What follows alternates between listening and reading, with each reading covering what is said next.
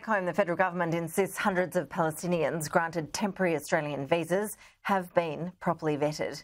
Let's bring in our Sky News political reporter Joel Philp. Joel, the opposition says it fears that the process, though, has been too rushed for those who are trying to flee the war zone in Gaza. Ash, 860 visas have been granted so far. That is for Palestinians with connections to Australia. For example, the children or spouses of Australian citizens that are trapped in that conflict. The opposition, though, says that the government has not had enough time to ensure that this cohort of people pose no risk to Australia. 860 visas in a 6-week period in a conflict zone in which the Australian government has no presence on the ground is a very large number of visas in a very short period of time, and I am looking for reassurance from the government that no corners have been cut in granting of those visas. The reason questions are being asked about the usual checks and balances is because of the speed with which this appears to have occurred and therefore the need to ensure that those checks and balances have been thoroughly applied.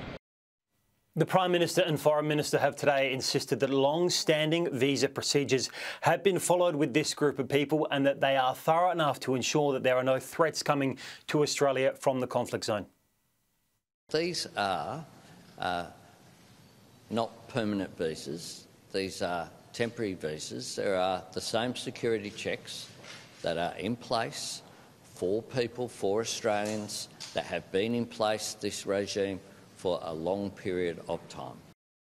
Just as not everybody from Afghanistan is linked with the Taliban, not everybody who is Palestinian is a member of a terrorist organisation. So far, only a small group of these people we're talking about from Palestine have been able to leave the conflict zone. Many others have been granted visas but are currently trapped there at the moment. More broadly speaking, we know that the number is 127. That's the latest figure we've been given, which is Australian citizens, residents of those with residency status and also their families have been able to flee through that Rafah crossing as of this point in time. Here's the Greens leader Adam Bandt's reaction to today's developments. It's good that the government is helping take in some people who are facing dehydration, bombing and starvation, but Palestinians shouldn't have to flee in the first place. And what Australia could do to help ensure peace and ensure that people don't have to flee in the first place is join the growing international calls for a full and permanent ceasefire, an end to the occupation.